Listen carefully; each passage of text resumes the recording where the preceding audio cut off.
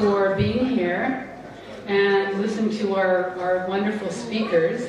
And it's an honor to be invited by the Indian Institute of Oriental Heritage. And this is my first time in India, and it's a wonderful experience, and I feel like I'm changed forever.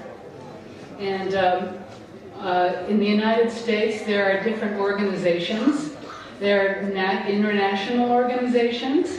There's ESAR, International Society of Astrological Research, that brings in astrologers from all over the world. There's a conference in Chicago in May where there'll be about astrologers from 60 different countries. So we do attract an international group.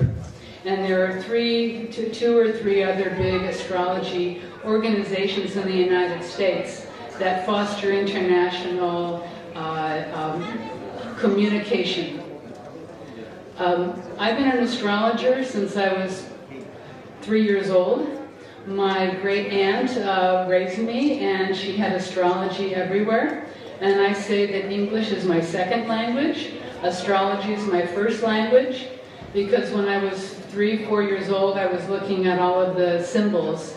And I knew Venus, I knew Mars, I knew them all. And I was born with it. And when I was 4 years old, I said, I'm an astrologer, that's what I do. And I studied and taught myself growing up. I went to the university for astronomy, so I could understand the planets in the sky. And I attribute that to, I add that to my astrology. When I was 5, I said, I want to do as many charts, personal astrology charts, as I can this lifetime, because that's the only way I'm going to get really good. So I don't do research, I do a lot of writing, but I do charts for people. And like my esteemed colleague said, this year I'll reach 50,000, which is a lot. I was at Kenyon Ranch, a health resort, for 32 years. So I did 5 charts a day, 5 days a week, for 32 years. So it added up to a lot of numbers. So with my astronomy background, my main focus is astrocartography. I have a question for my esteemed audience. How many here are professional astrologers? Okay. How many use astrocartography, the maps, the map location? Good, that's good, good, okay. All right, so let's take a look. All right, here we go. So in astrocartography, you have a map of the world, and it shows your lines. And it'll say, oh, I'm on my sun line. Oh, I'm on my moon line. So what does that mean? So if we're on our sun line, what I say is like, hey world, look at me. So it's a place that is, you can have success, visibility, or notoriety. I like keywords. I like to be very concise and bring things to the point. So if you travel on your sun line, you're very visible. Now your moon line, this moon of course is more feminine and softer, and I call the moon your home away from home.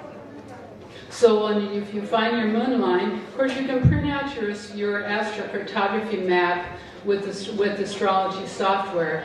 I use SolarFire. And you can print out the map and you can see where your lines are. So it's pretty easy when you have a map. So your moon line is your home away from home. It's cozy and emotional and sensitive. You want to be on your moon line where you're in a place where you feel safe. You don't want to be in like Las Vegas. I don't like Las Vegas. Gambling. You wouldn't feel cozy and safe there. So you want to go to a line that you feel comfortable with. Your Mercury line. Mercury line is about communication, of course. And wherever you're on your Mercury line, you're in your head. Now it's a wonderful time, wonderful place to go to school, to learn another language, to talk to people, to write, if you're an author. If you want to write a book, go to your Mercury line and you can write a book there. So keywords are mental stimulation or nervous. The monkey mind, you know the monkey mind? Well, if you're on your Mercury line and in a very busy place, you'll have a monkey mind. And not always the best. Then Venus. Venus, love. Venus is art, music, and love. Venus, when you're on your Venus line, it's one of the best places to be. You feel comfortable, romance, or sensitivity. So you have a sense of romance and feeling, and if you want to do art and music on your Venus line, my Venus line goes through Europe, and I just meet wonderful people on my Venus line. One thing that I want to do is travel my lines. I want to travel my Venus line. So you can just stay on the Venus line, take a train or whatever, and go along your Venus line, and then you'll experience love and peace along your Venus line. Now, why do people use astrocartography? Where to travel, where to move, and holidays.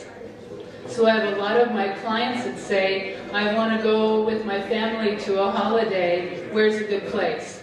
So I would look and look at their maps. Mars line. Mars line, action sports. So, oops, hang on just a second. Mars, action sports. And Mars, the key words, assertion or stress. Once again, a Mars line in Las Vegas, you can tell I don't like Las Vegas. So a Mars line in Las Vegas, you would be busy and feel stressful. So you want to be on your Mars line in a very comfortable place. Jupiter. Jupiter, joy and abundance. Jupiter keywords, success or excess.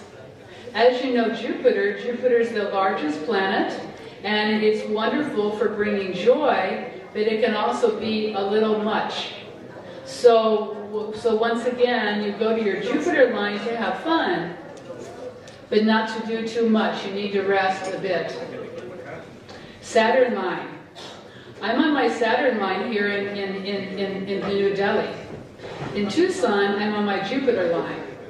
So very outgoing, and when I came here, I said, oh, I'm on my Saturn line. So work. Saturn is about work. Work and accomplishment. The key words, concentration or hibernation.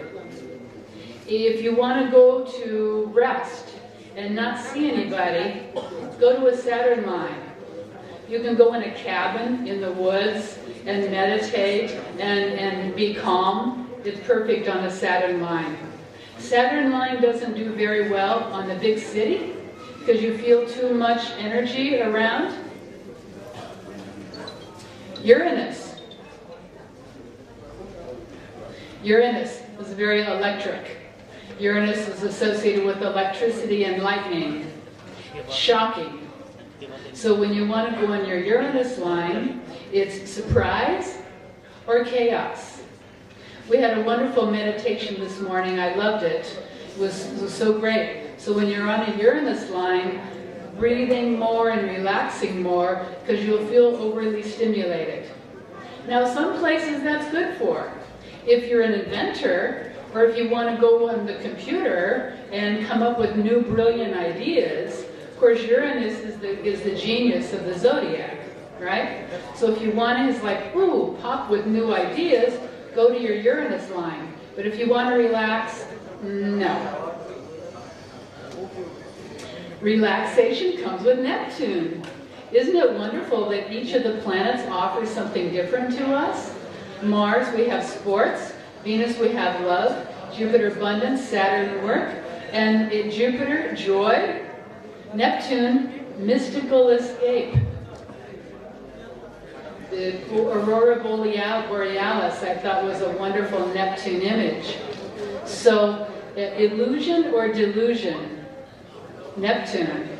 If we're meditating and we're clear, we have an illusion and intuition. Neptune, of course, rules alcohol, drugs, addictions. So that's where the delusion could come in. Pluto, intensity. Pluto is passion and intensity. And keywords, passion, obsession.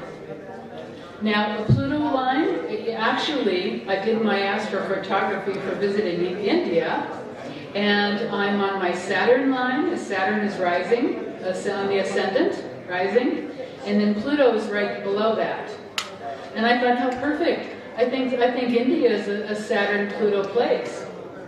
The Pluto, you know, the rebirth, the Saturn, the tradition, all the ritual is very Saturn, right? So Pluto, you go to a Pluto line if you want to experience a sense of intensity. If you want to relax, go to Neptune line or your Venus line. So each of these planets will allow you to go to the part of the world to attract that energy at that part of the world. And so I really want to encourage everyone to study a little bit about astrocartography. If you go on your solar fire or your astrology, you can print out your map and you can see where your lines are. So I want to thank everyone, and I hope you enjoyed my astrocartography talk. Thank you so much.